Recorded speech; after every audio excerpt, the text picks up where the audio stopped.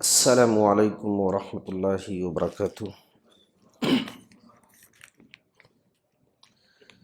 ان الحمد للہ نحمده ونستعینه ونستغفره ونعوذ باللہ من شرور انفسنا ومن سیئات اعمالنا من يهده الله فلا مضل له ومن يضلله فلا هادي له اشهد ان لا اله الا الله وحده لا شريك له واشهد ان محمدا عبده ورسوله اما بعد فاعوذ بالله السميع العليم من الشيطان الرجيم بسم الله الرحمن الرحيم ان عدة الشهور عند الله 12 شهرا في كتاب الله يوم خلق السماوات والارض منها 4 حرم ذلك الدين القيم فلا تظلموا فيهن انفسكم۔ برادران اسلام، ہر قسم کی تعریف اللہ رب العالمین کے لیے اور درود و سلام ہو تمام انبیاء کرام علیہم الصلاۃ والسلام پر، خصوصاً نبینا محمد صلی اللہ علیہ وسلم کی ذات مبارکہ و مقدسہ پر، اور بے شمار رحمتوں کا نزول ہو آپ صلی اللہ علیہ وسلم کی آل و اولاد اور امت محمدیہ کے افراد پر۔ ابھی کچھ دیر پہلے ہم نے الحمدللہ کتاب التوحید لمحمد بن عبد الوہاب رحمہ اللہ علیہ کا درس سنا، اور انشاءاللہ یہ جاری بھی رہے گا، اور اسی ضمن میں مجھے بھی داخل کر دیا گیا اس موضوع کے ساتھ کہ کربلا کی حقیقت کیا ہے، اس بارے میں ہمارا اور آپ کا موقف کیا ہونا چاہیے، اور تاریخی شواہد کیا ہیں۔ ان میں سے پہلی چیز یہ ہے کہ اللہ رب العالمین نے جب سے زمین و آسمان کو پیدا کیا، اپنے پاس اپنی کتاب میں مہینوں کی تعداد 12 لکھی ہے، جن میں سے 4 مہینے حرمت والے ہیں، اور یہی سیدھا دین ہے، تم ان مہینوں میں اپنے نفسوں پر ظلم نہ کرو۔ سورہ توبہ کی آیت نمبر 36 کے اندر رب العالمین کا یہ پیغام ہے۔ وہ 4 مہینے کون سے ہیں؟ اس سے پہلے مجاہد عمری حفظ اللہ نے بیان کیا، وہ 4 مہینے حرمت والے کون سے ہیں؟ ذوالقعدہ، ذوالحجہ، محرم، یہ 3 مہینے لگاتار ہیں، اور 1 مہینہ رجب کا ہے۔ یہ 4 مہینے حرمت والے ہیں۔ ان 4 مہینوں کا احترام صرف مسلمانوں کے لیے ہی نہیں بلکہ کفار بھی کرتے تھے۔ ان کے یہاں ایک دستور تھا کہ جب یہ مہینہ آتا، جیسے ذوالقعدہ ہے، ذوالحجہ ہے، محرم ہے، انہیں کسی قوم سے، کسی قبیلے سے لڑائی کرنی ہوتی تو وہ ان مہینوں کو چینج کر دیتے، جیسے محرم کا مہینہ اسے صفر کا مہینہ بنا لیتے، کیونکہ محرم کے مہینے میں لڑائی جھگڑے کرنے دوسرے دنوں کے مقابل میں اللہ رب العالمین نے شدید حرمت بیان کی ہے۔ تو یہ اللہ تبارک و تعالیٰ نے جو مہینوں کی تعداد بیان کی اور جو طریقے بیان کیے، اس کے خلاف یہ مشرکین مکہ کیا کرتے تھے۔ انہی میں سے ایک مہینہ ہے محرم الحرام، جو اسلامی تاریخ کا پہلا مہینہ ہے، اور یہ عمر بن خطاب رضی اللہ تعالیٰ عنہ کے دور خلافت میں 17 ہجری یا 18 ہجری میں بنایا گیا۔ یہ مہینے تھے، لیکن یہ ترتیب جو اب موجود ہے، یہ ترتیب پہلے نہیں تھی۔ یہ عمر بن خطاب رضی اللہ تعالیٰ عنہ کے دور خلافت میں ترتیب کو مرتب کیا گیا۔ سب سے پہلے محرم الحرام کا مہینہ ہی کیوں رکھا گیا؟ ایک سوال ہے، دوسرے مہینے بھی رکھ سکتے تھے۔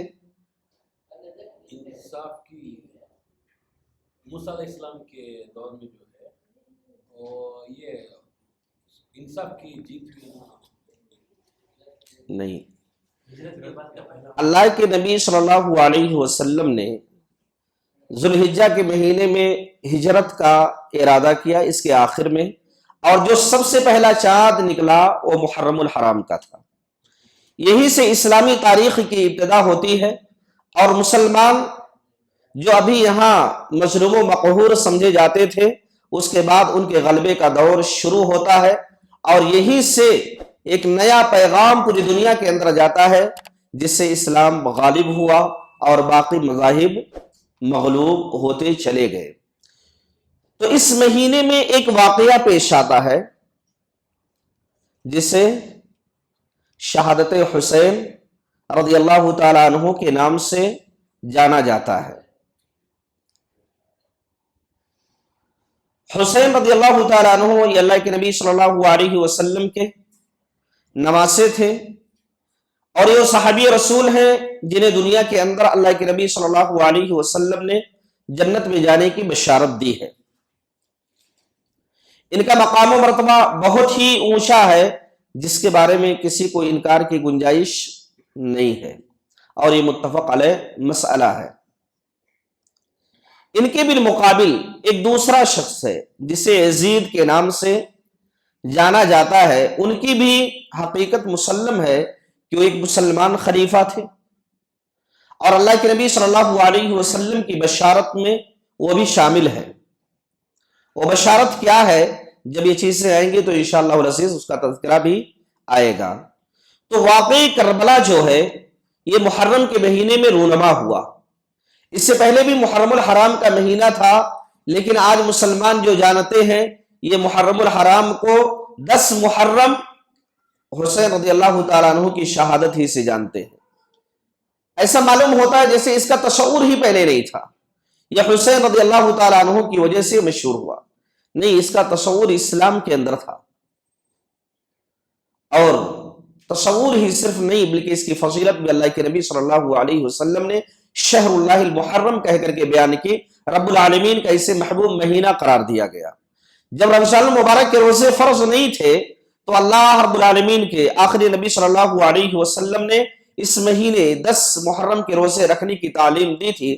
جب وہ روزے فرض کر دیے گئے رمضان کے، تو پھر اللہ کے نبی صلی اللہ علیہ وسلم نے اختیار دیا اور کہا جو یہ روزہ رکھے گا اسے 1 سال گزشتہ گناہ جو ہیں مٹا دیے جائیں گے۔ یہ اللہ کے نبی صلی اللہ علیہ وسلم کی ایک تعلیم اور ایک پیغام ہے۔ انہی میں سے جو یہ واقعہ پیش آیا شہادت حسین کا یا واقع کربلا، تو اس میں چند نقاط کی شکل میں کچھ باتیں انشاءاللہ العزیز رکھنے کی کوشش کرتا ہوں، اور یہ 5 مراحل ہیں۔ پہلا مرحلہ یہ ہے کہ حسین رضی اللہ تعالی عنہ مدینے میں مقیم تھے۔ دوسرا مرحلہ یہ ہے کہ حسین رضی اللہ تعالی عنہ مکہ میں مقیم تھے۔ تیسرا مرحلہ یہ ہے کہ حسین رضی اللہ تعالی عنہ مکہ سے نکل کر کے کوفہ کی طرف جاتے ہیں، اور چوتھا مرحلہ یہ ہے کہ کوفے سے ہوتے ہوئے آپ دمشق کی طرف جانے کی کوشش میں رہتے ہیں، اور 5واں مرحلہ جو ہے یہ کربلا کا میدان ہوتا ہے، اور وہاں پر لڑائی ہوتی ہے۔ انہی 5 مرحلوں میں مختصر چند باتیں رکھنے کی کوشش کرتا ہوں۔ تو پہلا مرحلہ جو قیام مدینہ ہے، معاویہ بن ابی سفیان رضی اللہ تعالی عنہ جو یزید کے والد ہیں، انہیں تمام مسلمانوں کا خلیفہ 41 ہجری میں بنا لیا جاتا ہے، جب یزید اور حسن رضی اللہ تعالی عنہما کے درمیان صلح ہوتی ہے، کیونکہ اللہ کے نبی صلی اللہ علیہ وسلم منبر پر تشریف فرما ہے اور آپ کے بازو میں حسن رضی اللہ تعالی عنہ ہے۔ نبی اکرم صلی اللہ علیہ وسلم نے فرمایا کہ میرا یہ بچہ، میرا یہ بیٹا سردار ہے، اور مسلمانوں کی 2 بڑی جماعت کے درمیان صلح کرائے گا، اور 2 جماعتیں مسلمانوں کی ایک حسن رضی اللہ تعالی عنہ کے ساتھ تھی اور دوسرے معاویہ رضی اللہ تعالی عنہ کے ساتھ تھی، اور ایک وقت آتا ہے 41 ہجری میں حسن رضی اللہ تعالی عنہ معاویہ رضی اللہ تعالی عنہ کے سپرد خلافت کو کر دیتے ہیں، اور بالاتفاق تمام مسلمانوں کے خلیفہ معاویہ رضی اللہ تعالی عنہ کو بنا دیا جاتا ہے۔ 60 ہجری میں معاویہ رضی اللہ تعالی عنہ کی وفات ہو جاتی ہے۔ اس وقت یزید کو خلیفہ بنایا جاتا ہے جو ان کے بیٹے تھے۔ امیر معاویہ کی وفات کے بعد جب یزید خلیفہ بنے تو ان کی بیعت جو تھی یہ کتاب و سنت کے مطابق تھی۔ ایسا نہیں ہے کہ ان کی بیعت یوں ہی کر لی گئی، کتاب و سنت کے موافق یزید کی بیعت تھی۔ صحیح بخاری کے اندر عبداللہ بن عمر رضی اللہ تعالی عنہما کی حدیث ہے، حدیث نمبر ہے 7111، کہ نافع روایت کرتے ہیں کہ جب اہل مدینہ نے यजीद बिन मुआविया की बैअत तोड़ दी तो इब्ने उमर रज़ी अल्लाह ताला अन्हुमा ने अपने घर वालों को, अपने करीबी लोगों को जमा किया और कहा कि मैंने अल्लाह के नबी सल्लल्लाहु अलैहि वसल्लम से अहदो पैमान तोड़ने वाले के बारे में सुना है, क्या कि क़यामत के दिन अल्लाह रब्बुल आलमीन की तरफ से एक आलम नस्ब किया जाएगा, लिकुल्लि गादिरिन लिवाउन यौमल क़ियामति अला इस्तिही, क़यामत के दिन हर वो शख्स जिसने किसी इमाम से बैअत की है, किसी शख्स से बैअत की है और उसकी बैअत को वो तोड़ देता है, तो उसकी सुरीन पर एक झंडा लगाया जाएगा जिसे मैदान महशर के लोग पहचान लेंगे कि ये वो शख्स है जिसने अहदो पैमान को तोड़ रखा था। तो अब्दुल्लाह बिन उमर रज़ियल्लाहु ताला अन्हुमा बयान करते हैं कि हर अहद तोड़ने वाले के लिए क़यामत के दिन एक झंडा नस्ब किया जाएगा और हम इस यजीद की बैअत अल्लाह और उसके रसूल के मुवाफिक कर चुके हैं। मैं नहीं जानता कि इससे बढ़ करके कोई बदअहदी हो सकती है कि एक शख्स बैअत करे अल्लाह और उसके रसूल की तालीमात की रोशनी में, फिर उससे जंग की जाए। तुम में से जो शख्स यजीद की बैअत को तोड़ देगा और उसकी इताअत से रूगर्दानी करेगा तो मेरा उससे कोई रिश्ता बाकी नहीं रहेगा। ये वो सहाबी रसूल है जिन्हें मुत्तबए सुन्नत कहा जाता है। इन्होंने एक पैगाम दिया अल्लाह के नबी सल्लल्लाहु अलैहि वसल्लम की तालीमात की रोशनी में कि यजीद हमारा खलीफा होगा। इन्होंने कहा बायअना हाज़ा, एक लफ्ज इस्तेमाल किया कि तमाम लोगों ने बैअत की, कोई शख्स बैअत से इनकारी नहीं था। सिर्फ एक सहाबी रसूल का नाम मिलता है और वह है अब्दुल्लाह बिन जुबैर। अब्दुल्लाह बिन जुबैर रज़ियल्लाहु ताला अन्हु, इन्होंने यजीद की बैअत से इनकार किया। बैअत से इनकार करने की वजह क्या थी, किसी को मालूम है? उन्होंने बैअत से इनकार इसलिए किया कि ये खिलाफत जो है ये एक ही खानदान में चलती रहेगी और ये तरीके नबवी नहीं है कि किसी एक खानदान के अंदर पूरी उम्मत की खिलाफत को डाल दिया जाए और ये रस्म चल गई तो फिर मिटने वाली नहीं होगी, जिस बिना पर उन्होंने बैअत से इनकार किया था। इसके अलावा कोई और वजह नहीं थी कि वो यजीद को तरह तरह के अलकाबात से नवाजते थे, नहीं। तो ये और उसी के साथ कौन है? हुसैन रज़ियल्लाहु ताला अन्हु, जिनके बारे में कहा जाता है कि उन्होंने यजीद की बैअत से इनकार कर दिया था। हालांकि उन्होंने बैअत से इनकार नहीं किया था। वलीद जो मदीना का गवर्नर था, हुसैन रज़ियल्लाहु ताला अन्हु के पास आता है और यजीद की बैअत के बारे में वो कहता है, वो कहते हैं कि मैं बरसरे आम मजमे में यजीद की से बैअत करूंगा। ये नहीं कि खुफिया तौर पे मैं तन्हाई में बैअत कर लूं, ऐसा नहीं, बल्कि मैं पूरे मजमे में यजीद के हाथ पर यजीद के बारे में बैअत करूंगा। दूसरा दिन होता है तो लोग अब्दुल्लाह बिन जुबैर को मनाने में लगे हुए हैं और हुक्काम किसी और काम में मशरूफ होते हैं।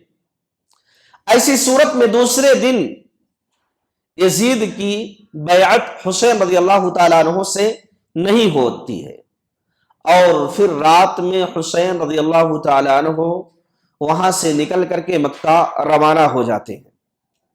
ये चीज से पहला मरहला, हुसैन रज़ियल्लाहु ताला अन्हु मदीने में मुकीम है, अब यहां से वो मक्का रवाना हो जाते हैं।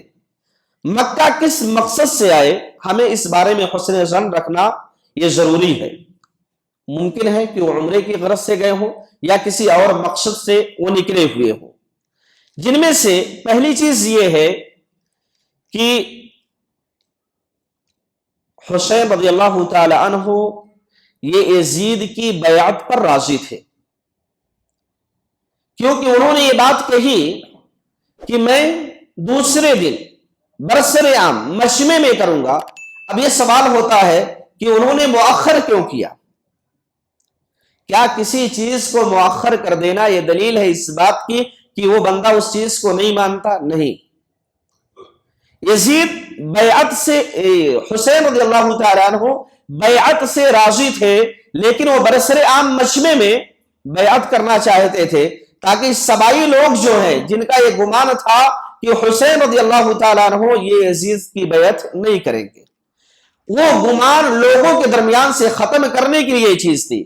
اور یہی چیز ان کے والد علی بن ابی طالب رضی اللہ تعالیٰ عنہ نے ابو بکر صدیق رضی اللہ تعالیٰ عنہ کے بارے میں کی تھی کہ 6 مہینے کے بعد علی رضی اللہ تعالیٰ عنہ یہ ابو بکر صدیق رضی اللہ تعالیٰ عنہ کے ہاتھ پر بیعت کیے تھے. اس کا مطلب یہ نہیں ہے کہ علی رضی اللہ تعالیٰ عنہ 6 مہینے تک ابو بکر صدیق رضی اللہ تعالیٰ عنہ کو خلیفہ نہیں مانے، نہیں، بلکہ وہ ان کی بیعت پر رضامند تھے اور انہوں نے ہاتھ پر بیعت نہیں کی تھی، انہیں تسلیم کر رہے تھے. ایسے ہی حسین رضی اللہ تعالیٰ عنہ یہ رسمی بیعت تو نہیں کیے لیکن ان کی خلافت پر یہ رضامند تھے. اس کے ساتھ دوسری چیز جو ہے کہ 2 دن پہلے یہ وعدہ کر چکے تھے کہ میں بیعت کروں گا. یہ جنت میں جانے والے صحابی ہیں، اللہ کے نبی صلی اللہ علیہ وسلم کے خاندان سے ہیں، یہاں تک کہ اللہ رب العالمین کے آخری نبی صلی اللہ علیہ وسلم نے جب نجران کے عیسائیوں سے مباہلے کا اعلان کیا تو جن 5 لوگوں کو لے کر کے آپ صلی اللہ علیہ وسلم گئے تھے، جنہیں شیعہ کی اصطلاح میں پنجتن پاک کہا جاتا ہے، وہ 5 کون ہیں؟ علی، فاطمہ، حسن، حسین اور خود ہمارے نبی صلی اللہ علیہ وسلم. تو یہ چیز ممکن ہی نہیں ہے کہ حسین رضی اللہ تعالیٰ عنہ ایک وعدہ کریں اور اس وعدے کی خلاف ورزی کر جائیں، اپنے وعدے کو توڑ دیں کہ میں بیعت کروں گا اور پھر وہ بیعت ہی نہ کریں. یہ چیز ناممکن ہے اور یہ صحابی رسول سے ہو بھی نہیں سکتا. اور وہ بھی اتنے جلیل القدر صحابی جنہیں دنیا میں جنت میں جانے کی بشارت اللہ کے نبی صلی اللہ علیہ وسلم نے دی، جنت میں جنتیوں کا سردار قرار دیا، نوجوانوں کا سردار قرار دیا، وہ بیعت کا وعدہ کریں اور بیعت کو توڑ دیں، یہ چیز ناممکن ہے. تیسری چیز، دوسرے دن وہ مدینے میں باقی رہے لیکن حکام مصروفیت کی وجہ سے ان سے بیعت نہیں لے سکے. تو اس میں حسین رضی اللہ تعالیٰ عنہ کا کوئی قصور نہیں ہے، کیونکہ آپ بیعت پر راضی ہیں لیکن حکام وقت جو ہیں کسی اور کام میں مصروف ہیں اور وہ بیعت کے لیے نہیں تشریف لائے. شام کے وقت تشریف لاتے، شام کے وقت تشریف لاتے اور یہ کہتے ہیں کہ میں کل ملاقات کروں گا، کل ملوں گا. ایسی صورت میں ارادہ پہلے سے کچھ اور رہا ہوگا عمرے جانے کا، اور پھر وہ عمرے کے لیے روانہ ہو گئے اور بیعت کے اندر شامل نہ ہو سکے. کیونکہ کبھی کبھی ہوتا ہے کہ کوئی بھی بندہ وعدہ کرتا ہے لیکن وعدہ کرنے کے بعد کبھی ایسی ضروری چیزیں پیش آ جاتی ہیں کہ بندہ اس چیز کو چھوڑ کر کے کسی اور ضروری کام کو انجام دے دیتا ہے. جیسے اللہ کے نبی صلی اللہ علیہ وسلم نے فرمایا کہ میں کسی چیز کے کرنے کا ارادہ کرتا ہوں لیکن اس سے بہتر چیز مجھے نظر آ جاتی ہے تو میں اس کمتر والی چیز کو چھوڑ کر کے اس سے عمدہ والی چیز کو اختیار کر لیتا ہوں. تو ممکن ہے اس سے بہتر چیز ان کی نگاہ میں رہی ہو، جس وجہ سے انہوں نے اس کمتر چیز کو چھوڑ کر کے بڑی چیز کو انجام دیا. اس لیے کہ بیعت کرنا یہ رسمی چیز تھی اور انسان جب دل سے اقرار کرتا ہے کہ میں بیعت کر چکا، میں آپ کی خلافت کو ماننے کے لیے تیار ہوں، تو پھر بیعت اتنی اہمیت کی حامل نہیں ہوا کرتی ہے.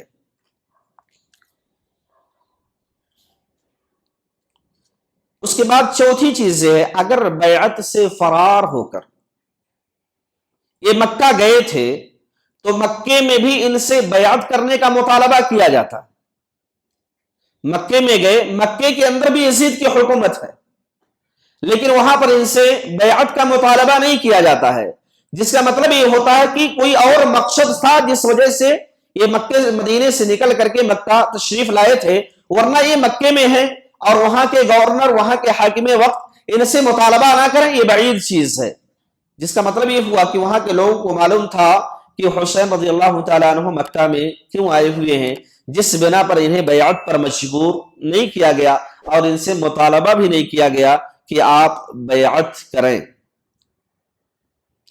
جب سبائی گروہ کو معلوم ہوا، وہ سبائی گروہ عبداللہ بن سبا کا گروہ جو تھا جس نے عثمان غنی رضی اللہ تعالی عنہ کے خلاف سازشیں کی اور آپ کو قتل کر دیا گیا، جب انہیں معلوم ہوا کہ حسین رضی اللہ تعالی عنہ مدینے سے مکہ آ چکے ہیں تو یہ لوگ حسین رضی اللہ تعالی عنہ کے پاس تشریف لاتے ہیں اور کہتے ہیں کہ آپ کوفہ چلیں، آپ کوفہ چلیں۔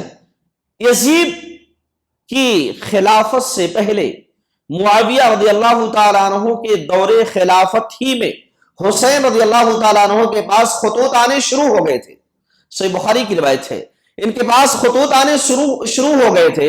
ایسی صورت میں انہوں نے انکار کیا کوفہ جانے سے۔ اس کے بعد وہ لوگ ان کے بھائی محمد بن حنفیہ کے پاس آئے اور کہے کہ حسین رضی اللہ تعالیٰ عنہ کوفہ جانے سے انکار کر رہے ہیں، آپ ہمارے ساتھ کوفہ چلیں۔ وہ حسین رضی اللہ تعالیٰ عنہ سے مشورہ کرتے ہیں، مشورے کے بعد وہ بھی کوفہ جانے سے انکار کر دیتے ہیں۔ مسئلہ یہ معاویہ رضی اللہ تعالیٰ عنہ کے دور ہی میں شروع ہو گیا تھا، کیونکہ کوفیوں نے جو طریقہ اپنایا تھا وہ جمل اور صفین کا کہ مسلمانوں کے درمیان لڑائی کرا دی جائے اور مسلمان خوریزی کے اندر بڑھ جائیں، جس وجہ سے انہوں نے یہ حرکتیں، یہ کارنامے انجام دیے۔ اب خط پہ خط آنا شروع ہو گئے۔ ان خطوط کے بعد مسلم بن عقیل کو، اپنے چچیرے بھائی کو حسین رضی اللہ تعالیٰ عنہ کوفہ میں بھیجتے ہیں۔ جب یہ کوفہ جاتے ہیں تو ان کی بڑی مقبولیت ہوتی ہے، لوگ بہت چاہتے ہیں کہ یہ خاندان نبوت سے ہیں، نبی اکرم صلی اللہ علیہ وسلم کے گھر سے ہیں۔ ان کی جب یہ مقبولیت ہوئی تو انہوں نے خط لکھا حسین رضی اللہ تعالیٰ عنہ کے پاس کہ آپ کوفہ آ جائیں، یہاں کے حالات بڑے ہموار ہیں، بڑے اچھے ہیں۔ اب حسین رضی اللہ تعالیٰ عنہ یہ تیسرا مرحلہ جو آتا ہے کوفہ روانگی کا، اب یہاں سے روانہ ہونے کے لیے تیار ہوتے ہیں۔ عبداللہ بن عباس رضی اللہ تعالیٰ عنہما یہ انہیں روکتے ہیں، عبداللہ بن عمر رضی اللہ تعالیٰ عنہما انہیں روکتے ہیں کہ آپ کہاں کوفہ مت جائیں، کیونکہ وہاں کے لوگ آپ کو بلا رہے ہیں اپنے مقصد کے لیے، اور خود یہ حسین رضی اللہ تعالیٰ عنہ کا بھی اعتراف ہے کہ وہ لوگ مجھے اپنے مقصد کے لیے بلا رہے ہیں۔ اسی بیچ یزید کا خط عبداللہ بن عباس رضی اللہ تعالیٰ عنہما کے پاس آتا ہے کہ میں نے سنا ہے کہ حسین رضی اللہ تعالیٰ عنہ یہ کوفہ کی طرف روانہ ہونا چاہتے ہیں، اگر ایسا ہو گیا تو پھر قرابت داریاں جو ہیں اس کے اندر کھٹاس آ جائے گی، کیونکہ یہ فتنہ فساد شروع ہو جائے گا، پھر ان میں کون کس کو مار رہا کسی کا پاس و لحاظ نہیں رکھا جائے گا، اس لیے آپ انہیں منع کر دیں کہ وہ کوفہ نہ جائیں۔ اس کے جواب میں عبداللہ بن عباس رضی اللہ تعالی عنہما نے لکھا کہ وہ وہاں پر خلافت کے لیے یا کسی فساد اور فتنے کے مقصد سے نہیں جا رہے ہیں، بلکہ وہاں کے لوگ جو ہیں یہ انہیں بلا رہے ہیں اور یہ اس لیے جا رہے ہیں تاکہ مسلمانوں کے درمیان اختلاف اور انتشار نہ ہو، اس فتنے کو ختم کرنے کے لیے جا رہے ہیں۔ ظاہر سی بات ہے کہ جب ایک انسان خلافت کی مسند پر ہوتا ہے اور دوسرا اس کے مد مقابل ہو، چند چاہنے والے بھی ہو جاتے ہیں۔ ایسی صورت میں حسین رضی اللہ تعالیٰ عنہ کو وہ لوگ اپنے مقصد میں استعمال کرنا چاہے اور کامیاب بھی ہوئے۔ اب یہ کوفہ کے لیے روانہ ہو جاتے ہیں۔ کوفہ سے جب یہ روانہ ہوئے تو مسلم بن عقیل جو ان کے چچیرے بھائی تھے انہیں بھیجتے ہیں، حالات اچھے ہوتے ہیں اور اسی حالات کے پیش نظر آپ روانہ ہو جاتے ہیں۔ اس روانگی میں آپ کا کئی جگہ پر قیام ہوتا ہے، وہیں پر چلتے چلتے جب آپ کو یہ معلوم ہوتا ہے کہ مسلم بن عقیل کو لوگوں نے قتل کر دیا، کیا مقصد تھا؟ پہلے اسٹارٹنگ میں گئے تو حالات بہت اچھے تھے، خط لکھا گیا کہ آپ آ جائیں، لیکن پھر ان لوگوں نے سازشیں کی، اس سازش کے نتیجے میں آپ کو قتل کر دیا گیا۔ آپ کو خبر چلی تو وہیں سے واپسی کا ارادہ بنا لیے، لیکن جو کوفی لوگ لینے کے لیے آئے تھے انہوں نے ایک نعرہ بلند کیا. وہ نعرہ یہ تھا کہ ان لوگوں نے حسین رضی اللہ تعالیٰ عنہ کو قتل کیا ہے، ایسی صورت میں ہم ان سے انتقام لیں گے اور لڑتے رہیں گے یہاں تک کہ ہم بھی اپنی جان کو قربان کر دیں گے جیسے مسلم بن عقیل نے اپنی جان کو قربان کیا. ان لوگوں نے حسین رضی اللہ تعالی عنہ کو مجبور کر دیا کہ وہ کوفہ جائیں. ایسی صورت میں وہ کوفہ جانے سے پہلے جب مسلم بن عقیل کا خط انہیں ملتا ہے کہ آپ یہاں نہ آئیں، یہاں کے حالات بہت ہی خراب ہیں، تو حسین رضی اللہ تعالیٰ عنہ یہ چوتھا مرحلہ ہوتا ہے کہ یہ دمشق کی طرف روانہ ہو جاتے ہیں. دمشق جو اس وقت کا دارالخلافہ تھا، جہاں پر یزید بن معاویہ حکومت پر بیٹھے ہوئے تھے، مسند خلافت جو تھا اس کی طرف یہ روانہ ہو جاتے ہیں. تو راستے میں حر بن یزید ایک قافلے کا ایک کمانڈر ہوتا ہے، ان سے ان کی مٹبھیڑ ہو جاتی ہے. حر بن یزید نے کہا کہ ہمیں آپ کو گرفتار کرنے کے لیے بھیجا گیا ہے، اس لیے آپ ہمارے ساتھ چلیں. وہ کہتے ہیں کہ ان لوگوں نے مجھے خط دے کر کے بلایا ہے. وہ کہتے ہیں واللہ مجھے معلوم نہیں کہ کون سے خط کا آپ تذکرہ کر رہے ہیں. تو حسین رضی اللہ تعالیٰ عنہ نے عقبہ بن سمعان سے کہا کہ وہ 2 بوریاں نکالو اور اس کے اندر جو خطوط ہیں وہ نکالو. عقبہ بن سمعان نے 2 بوریاں نکالی، اس کے اندر پورے خط بھرے ہوئے تھے. ان خط کو حر بن یزید کے سامنے پھیلا دیا گیا. ایسی صورت میں حر بن یزید نے کوفہ والوں کے حالات کو دیکھا اور اہل کوفہ کو مخاطب کرتے ہوئے کہا کہ اے لوگو، تم حسین رضی اللہ تعالیٰ عنہ اور ان کے ساتھیوں کو بلاتے ہو کہ ہم ان کے ساتھ وفاداری کریں گے، ان کے ساتھ مل کر کے رہیں گے، لیکن پھر تم لوگ ان کے ساتھ غداری کر جاتے ہو، جیسا کہ تم نے مسلم بن عقیل کے ساتھ کیا ہے کہ تم نے پہلے بلایا، بلانے کے بعد ان کے ساتھ تم نے غلط طریقے کو استعمال کیا. ابھی یہ چیزیں ہو رہی تھی، اتنے میں عمر بن سعد جو عبید اللہ بن زیاد کی طرف سے کمانڈر تھے، وہ اپنے لشکر کو لے کر کے پہنچ جاتے ہیں. عمر بن سعد سے یہ قبیلے کی مٹبھیڑ ہوتی ہے. اس کے بعد انہوں نے 3 باتیں عمر بن سعد کے سامنے رکھی. عمر بن سعد نے کہا کہ ہم نے عبید اللہ بن زیاد نے بھیجا ہے اس لیے تاکہ آپ کو گرفتار کر لیں اور آپ یزید کی بیعت کر لیں.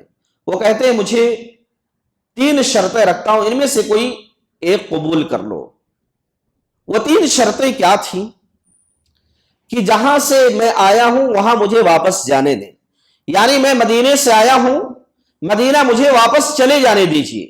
دوسری شرطیں رکھی کہ آپ مجھے کسی سرحد پر بھیج دیں کہ میں وہاں جا کر کے کفار سے لڑوں اور پھر اللہ رب العالمین کے راستے میں شہید کر دیا جاؤں، الہ کلمت اللہ کی خاطر میں اپنی جان کو نشاور کر دوں. تیسری شرط یہ ہے کہ آپ مجھے امیر المومنین یزید بن معاویہ کے پاس بھیج دیں، میں ان کے ہاتھ میں اپنا ہاتھ رکھ دوں گا. عبید اللہ بن زیاد نے اس تیسری شرط کو قبول کر لیا اور کہا کہ تم دمشق کی طرف چلے جاؤ. اب لوگوں کو جب یہ پتا چلا کہ عبید اللہ بن زیاد کی طرف سے یہ اجازت مل چکی ہے کہ دمشق کی طرف چلے جائیں اور یزید کے ہاتھ پر بیعت کر لیں، تو اب ان کوفیوں کے اندر چیمی گوئیاں شروع ہو گئی کہ اگر یہ وہاں گئے تو معاملہ کیا ہوگا کہ ہم نے انہیں خط دے کر کے بلایا، ہمارے حالات سے انہیں آگاہی ہوگی تو ہم تمام کو گرفتار کر لیا جائے گا اور ہمیں سزائیں دی جائیں گی. ایسی صورت میں انہوں نے ایک لاسٹ مومنٹ جو تھا جسے واقعہ کربلا کہا جاتا ہے، وہ مرحلہ یہاں پر پیش آتا ہے. کربلا کا میدان ہوتا ہے. ایسی صورت میں جیسے جنگ جمل، جنگ صفین میں جنگیں ہوئی، وہی سیم طریقہ یہاں بھی اختیار کیا جاتا ہے.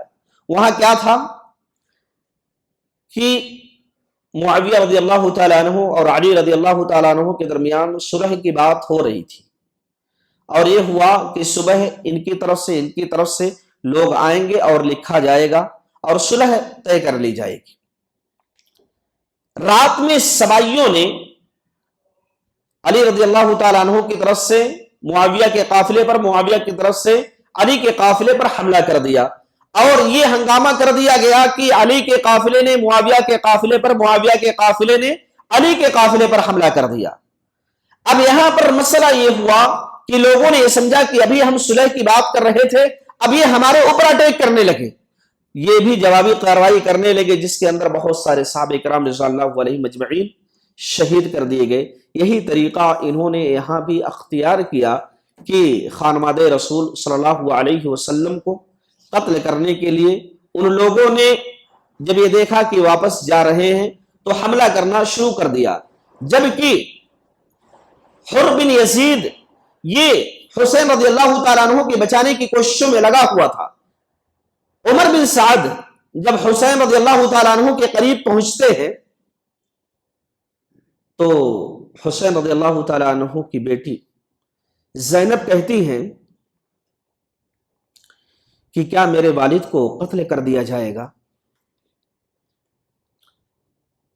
रावी हदीस बयान करते हैं, ये तारीख की रवायत करने वाले रावी बयान करते हैं कि मैंने देखा उमर बिन साद रज़ियल्लाहु ताला अन्हु के आंखों से आंसू जारी थे, जिसकी वजह से उनका पूरा चेहरा और उनकी दाढ़ी भीग गई थी।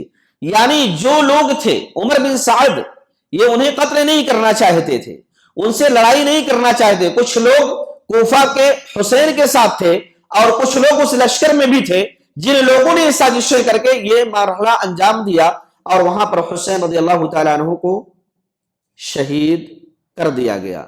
बात इतनी है, लेकिन इसके अंदर किस्से कहानियां बहुत ज्यादा बयान की जाती हैं कि उनके पानी को रोका गया, उन्हें तरह तरह की सजाएं दी गई, जबकि खानवादे रसूल को अगर देखा जाए तो उनका खुद बयान है। यहां तक कि हुसैन रज़ियल्लाहु ताला अन्हु ने भी खुद यही बयान दिया कि उन लोगों ने, कूफा वालों ने मुझे बुलाया और मुझे गुमान है कि ये लोग मुझे कत्ल भी कर देंगे और मैं उनकी साजिश का शिकार हो जाऊंगा।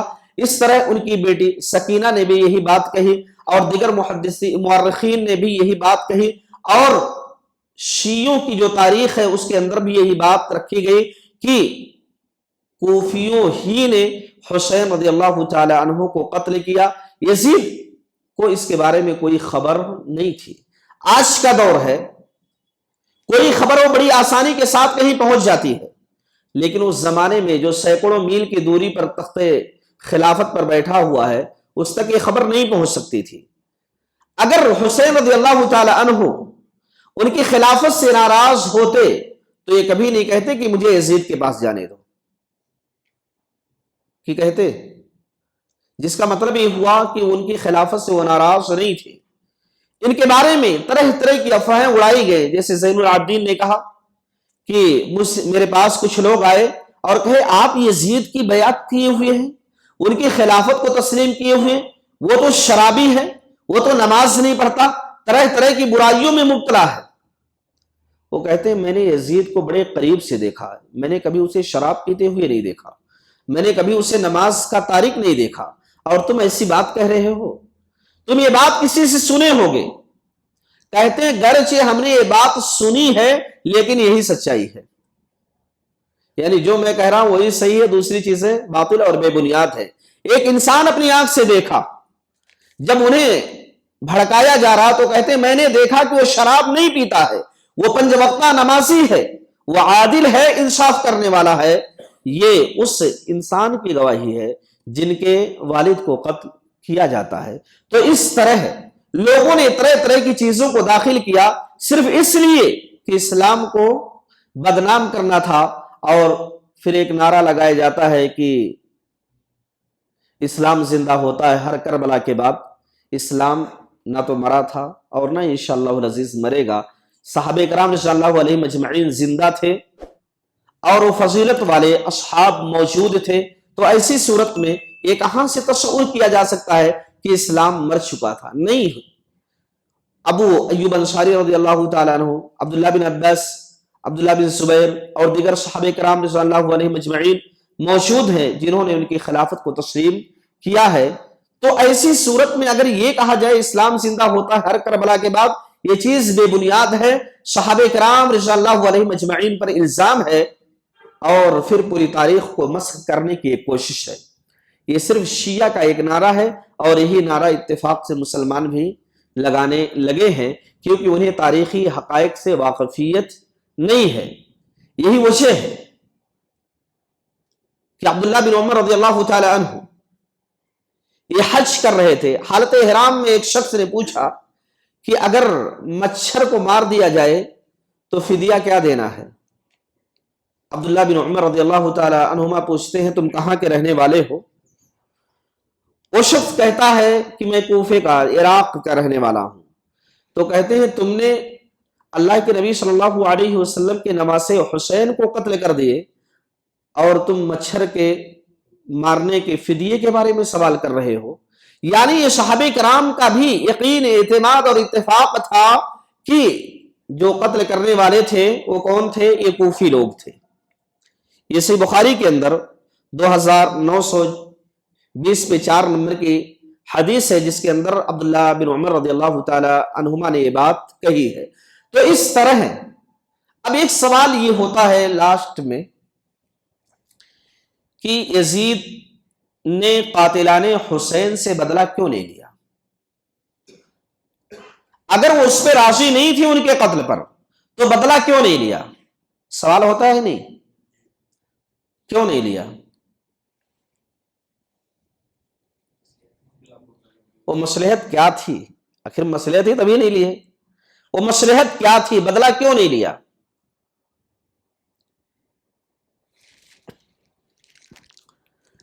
इसे समझने के लिए उससे पहले अली रज़ियल्लाहु ताला अन्हु के बारे में एक मसला समझ लेते हैं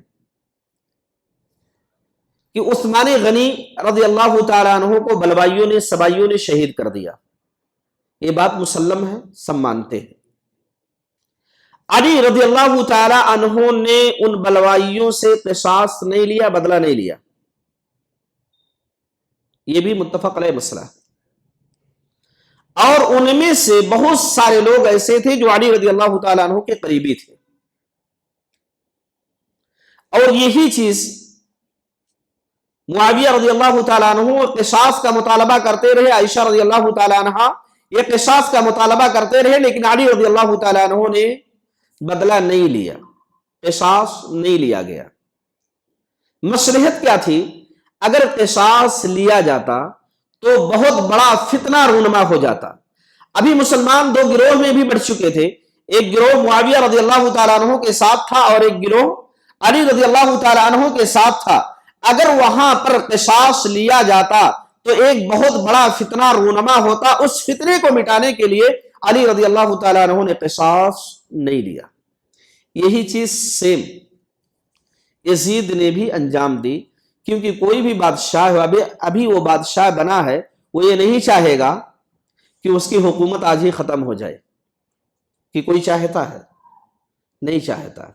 तो हुसैन के बारे में भी यही चीज थी कि अगर क़िसास लिया जाता तो उबैदुल्लाह बिन ज़ियाद, जिसके ज़ेरे निगरानी बसरा भी था, कूफा भी था, तो ऐसी सूरत में वो लोग बगावत के ऊपर उतर आते और बगावत करने की बिना पर बहुत बड़ा मुसलमानों का नुकसान होता, बहुत जाने चली जाती। यही चीज हुसैन रज़ियल्लाहु ताला अन्हु ने अब्दुल्लाह बिन अब्बास रज़ियल्लाहु ताला अन्हुमा से उस वक्त कही थी जब अब्दुल्लाह बिन अब्बास ने कहा कि मैं तुम्हें रोकना चाहता हूं कि तुम कूफा ना जाओ। तो हुसैन रज़ियल्लाहु ताला अन्हु ने एक जुमला इरशाद फरमाया था, मैं नहीं चाहता कि मक्के की हुर्मत पामाल हो जाए, मेरी वजह से मेरा कत्ल हो तो मक्के से, हुदूद हरम से बाहर हो, इसलिए मैं जाना चाहता हूं। अब्दुल्लाह बिन अब्बास ने कहा कि फिर उसके बाद मेरे पास कोई जवाब बाकी नहीं रह गया था। तो ये चीज होती है, एक मसलहत ये होती है कि बड़े फितने, वरना कातिलाने उस्मान जो थे, सहाबे किराम रज़ियल्लाहु अलैहिम अजमईन, उन तमाम को पकड़ लेते और वो लोग कत्ल कर दिए जाते या उन्हें सजाएं दी जाती। लेकिन उस्मान रज़ियल्लाहु ताला अन्हु ने इस बात से पूरे मुसलमानों को रोका اور کہا کہ میں تنہا قتل کیا جاؤں یہ بہتر ہے بنسبت اس کے کہ تمام مسلمان اس فتنے کے شکار ہو جائیں اور ایک مسلمان دوسرے مسلمان کی گردنوں کو مارنے لگیں۔ اس لیے ہر ایک کی ضرورت ہے اس بات کو کہ وہ حقائق کو سمجھنے کی کوشش کرے۔ جو لوگ تاریخی روایات کو تبدیل کر رہے ہیں اور حسین رضی اللہ تعالیٰ عنہ اور معاویہ یزید کے بارے میں طرح طرح کی چیزیں بیان کر رہے ہیں، انہیں اللہ کے نبی صلی اللہ علیہ وسلم کی ایک حدیث اپنے ذہن میں رکھنے کی ضرورت ہے۔ ام حرام رضی اللہ تعالیٰ عنہ کہتی ہیں میں نے رسول اللہ صلی اللہ علیہ وسلم کو فرماتے ہوئے سنا کہ آپ نے فرمایا میری امت کا سب سے پہلا لشکر جو سمندر کا سفر کر کے جہاد کرے گا اللہ رب العالمین نے ان تمام کے لیے جنت کو واجب قرار دیا ہے، اور پہلا لشکر جو قیصر کے شہر قسطنطنیہ پر چڑھائی کرے گا اللہ تبارک و تعالیٰ ان تمام کو بخش دے گا۔ یہ دو چیزیں اللہ کے نبی صلی اللہ علیہ وسلم نے بیان فرمائی، اور ان دونوں کے اندر جو امیر تھے جن کی قیادت میں صحابہ کرام اور پورا لشکر نماز پڑھتا تھا وہ یزید تھے۔ اب یہ بشارت اللہ کے نبی صلی اللہ علیہ وسلم نے دی۔ اب اس بشارت کی روشنی میں لوگ انہیں گالیاں دیتے ہیں، طرح طرح کے القابات سے نوازتے ہیں۔ ایک مسلمان کا یہ عقیدہ ہونا چاہیے ربنا اغفر لنا ولاخواننا الذين سبقونا بالایمان ولا تجعل في قلوبنا غلا للذين امنوا ربنا انك رؤوف رحیم۔ سورۃ الحشر کے اندر رب العالمین نے ایک کلمہ سکھلایا کہ انسان جو وفات پا چکے ہیں ان کے بارے میں کلمہ خیر کہے، لیکن جب انسان اپنے منمانی کرنے پر آ جاتا ہے تو فرعون جو انا ربکم الاعلی کا دعویٰ کرتا تھا اسے اتنا لعنت نہیں بھیجتا جتنا یزید کے اوپر بھیجتا ہے، جبکہ ان سے پہلے علی رضی اللہ تعالیٰ عنہ جو ان سے زیادہ افضل تھے انہیں شہید کیا گیا، ان کے اوپر یہ لعنت نہیں بھیجتے۔ اس سے پہلے عثمان غنی کو شہید کیا گیا، ان کے اوپر لعنت نہیں بھیجتے۔ اس سے پہلے عمر بن خطاب کو شہید کیا گیا، جنہوں نے قتل کیا ان کے اوپر لعنت نہیں بھیجتے۔ ظاہر سی بات ہے مسئلہ کچھ اور ہوگا جس کی وجہ سے یہ کارنامے انجام دیے جاتے ہیں۔ ان میں سے ایک اہم مسئلہ جو ہے کہ یہ لوگ باقی کو چھوڑ کر کے حسین کے پیچھے کیوں پڑے ہوئے؟ ماتم تو اللہ کے نبی کا بھی کر سکتے ہیں، ابو بکر و عمر کا بھی کر سکتے ہیں، عثمان و علی کا بھی کر سکتے ہیں، حسن کا بھی کر سکتے ہیں، لیکن صرف حسین کا کیوں کرتے ہیں؟ اس لیے کہ حسین کی جو جوزہ تھی، جو بیوی تھی، وہ ایران کی تھی، اور یہ ایرانیوں کی سازش ہی ہے جس بنا پر یہ چیزیں انجام دی جاتی ہیں۔ مسلمان اس سازش کو سمجھنے سے قاصر ہیں، جس وجہ سے یہ چیزیں کہتے ہیں اور طرح طرح کی یزید پلید اور گندے القابات سے نوازتے ہیں جو کسی بھی مسلمان کے لیے جائز نہیں ہے۔ کم سے کم اگر ہم چاہتے ہیں تو ہم اپنی زبان کو شر سے خالی رکھیں، اپنی زبان کے اندر یہ کلمات نہ استعمال کریں جو کسی ایک شخص کے لیے تکلیف دہ ثابت ہو، کیونکہ وہ بالاتفاق مسلمانوں کے خلیفہ تھے اور صحابہ کرام ان کے پیچھے نماز پڑھتے رہے، تابعین نماز پڑھتے رہے، محدثین نماز پڑھتے رہے۔ اگر وہ بندہ کافر تھا تو پھر یہ لوگ نماز نہیں پڑھتے۔ اگر وہ بندہ کافر تھا تو ایسی صورت میں انہیں لشکر کا امیر نہیں بنایا جاتا جس لشکر کے جنت میں جانے کی بشارت دی گئی۔ اگر وہ بندہ کافر تھا تو اس لشکر کا امیر انہیں کبھی نہیں بنایا جاتا جس لشکر کے مغفرت کی بشارت اللہ کے نبی علیہ السلام نے دی ہے، جس کا مطلب یہ ہوتا ہے کہ حقائق کچھ اور ہیں، بیان کچھ اور کیا جاتا ہے، کسی اور کو نیچا دکھانے کے لیے نیچا دکھانے کی کوشش نہ کرے بلکہ حقیقت کو معلوم کرنے کی کوشش کرے تو انشاءاللہ العزیز خیر ہوگا۔ اور ہم میں سے ہر ایک کو صحابہ کرام کے بارے میں جو موقف اختیار کرنا اور جو اس خلافت کے بارے میں موقف اختیار کرنا ہے وہ یہ ہے کہ یہ معصوم نہیں تھے، غلطیاں ہوتی ہیں، انسان ہیں، ممکن ہے ہماری نگاہ میں وہ غلط ہوں، لیکن وہ مصلحت کے تحت کوئی اور راستہ اختیار کیے جس کے اندر وہ اپنے آپ کو حق بجانب سمجھتے ہو۔ مثال کے طور پہ ایک بندہ اجتہاد کرتا ہے، اس کا اجتہاد غلط بھی ہو سکتا ہے، صحیح بھی ہو سکتا ہے۔ اگر اس کا اجتہاد غلط ہوا تو اسے ایک اجر ملتا ہے، اور اگر اس کا اجتہاد صحیح ہوا تو اسے ڈبل اجر ملتا ہے۔ یہ چیز ہوتی ہے۔ عمر بن خطاب رضی اللہ تعالیٰ عنہ عمار بن یاسر رضی اللہ تعالیٰ عنہ کے ساتھ سفر میں ہے، اتفاق سے دونوں کو احتلام ہو جاتا ہے۔ اب کیا کریں، مسئلہ کیا ہونا چاہیے؟ عمر بن خطاب رضی اللہ تعالیٰ عنہ نے تیمم کیا، نماز پڑھ لی، اور عمار بن یاسر رضی اللہ تعالیٰ عنہ زمین پر لوٹ پوٹ کرنے لگے کہ یہی غسل ہے. تو یہ انہوں نے اپنے اپنے حساب سے مسئلے کو اخذ کیا، کیونکہ اللہ کے نبی صلی اللہ علیہ وسلم نے اس وقت اس بارے میں کچھ بیان نہیں کیا تھا، جس وجہ سے اگر وہ ثواب پہ ہیں تو انہیں اجر ملتا ہے، اور اگر وہ ثواب پہ نہیں ہے تو پھر بھی انہیں اجر اللہ رب العالمین کی طرف سے عطا ہوتا ہے. جیسے خندق کے موقع پر اللہ کے نبی صلی اللہ علیہ وسلم نے فرمایا کہ بنو قریظہ میں خندق یا احزاب کے موقع پر اللہ کے نبی نے فرمایا کہ عشر کی نماز وہاں پڑھنا. کچھ صحابہ کرام راستے میں نماز پڑھنے لگے اور کچھ نے کہا کہ ہم وہی نماز پڑھیں گے کیونکہ اللہ کے نبی صلی اللہ علیہ وسلم نے وہی جانے کا پیغام دیا ہے. تو جو صحابہ کرام راستے میں نماز پڑھے انہوں نے کہا کہ اللہ کے نبی کا مقصد یہ تھا کہ ہم جلدی سے وہاں پہنچ جائے، اور جو صحابہ کرام نماز نہیں پڑھے انہوں نے کہا اللہ کے نبی نے کہا ہے کہ وہیں پر جا کر کے نماز پڑھنا، اس لیے وہ راستے میں نماز نہیں پڑھے. تو یہ چیزیں ہوتی ہیں. ایک چیز ہوتی ہے کبھی اس کے اندر بندہ ثواب پہ ہوتا ہے، کبھی اس کے اندر بندہ خطا پہ ہوتا ہے، لیکن ہر ایک انسان ہے، انسان سے غلطیاں ہوتی ہیں. غلطیاں ہونے کے بعد انہوں نے اس کے بارے میں کیا کیا، ہمیں اسے جاننے کی ضرورت ہوتی ہے. اور پھر اگر ہم نہیں جانتے پھر بھی ہمیں ان کے بارے میں اپنی زبان کو برے کلمات سے آلودہ نہیں کرنا چاہیے، بلکہ خیر کے کلمات اور حسن ظن ہی رکھنا چاہیے. رب العالمین مجھے اور آپ کو اور تمام مسلمانوں کو کتاب و سنت کے مطابق اعمال کو انجام دینے کی توفیق عطا فرمائے، اور جو لوگ وفات پا چکے ہیں ان کے بارے میں کلمہ خیر کہنے کی توفیق عطا فرمائے.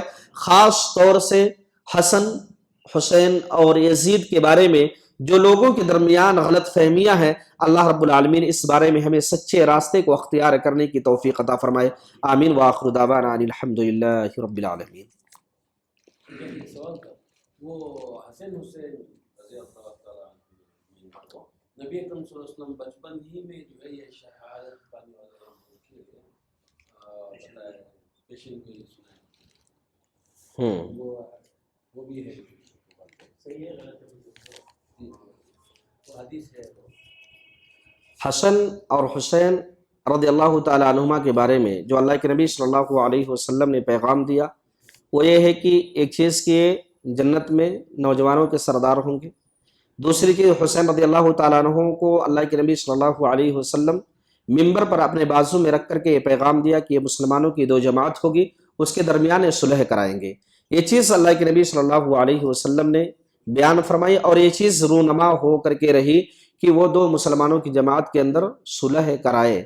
اب اس کے بعد کیا آیا اللہ کے نبی صلی اللہ علیہ وسلم نے ان کے بارے میں شہادت کی بشارت دی یا نہیں، اس کے بارے میں مجھے علم نہیں ہے.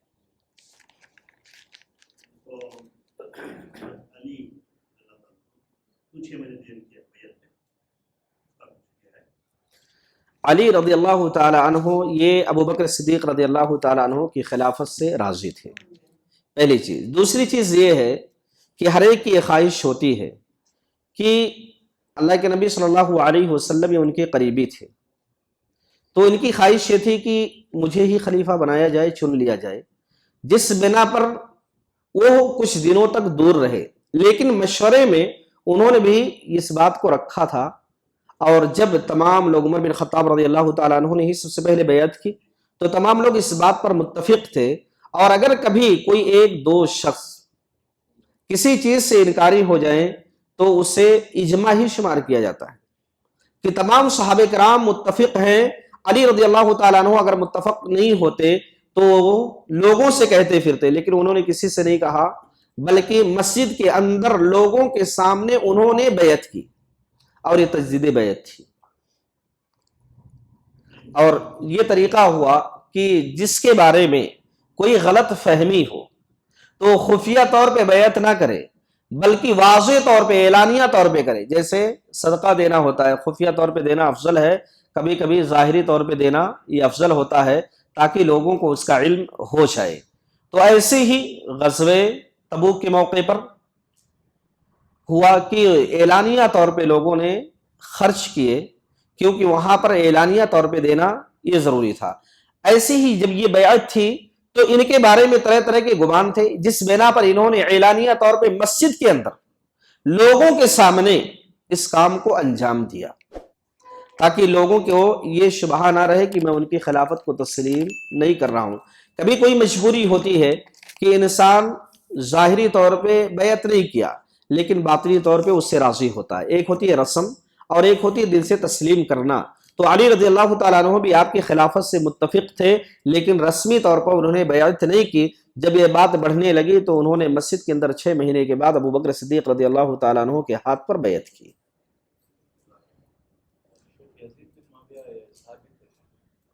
یزید بن معاویہ یہ 26 ہجری میں پیدا ہوئے اور ہمارے نبی کی وفات کب ہوئی؟ 11 ہجری میں ربیع الاول کے مہینے میں. یہ تابعی ہیں، صحابی نہیں ہیں، کیونکہ آپ کی وفات اللہ کے نبی صلی اللہ علیہ وسلم کی وفات 11 ہجری میں ہوتی ہے اور یہ پیدا 26 ہجری میں ہوتے ہیں. کتنے سال کا فرق ہے؟ ہاں، اس لیے صحابی نہیں ہے، ورنہ بیان میں بھی رضی اللہ عنہ آیا ہوتا، اس بنا پر رضی اللہ عنہ نہیں آیا. اور یہ 64 ہجری میں وفات پاتے ہیں.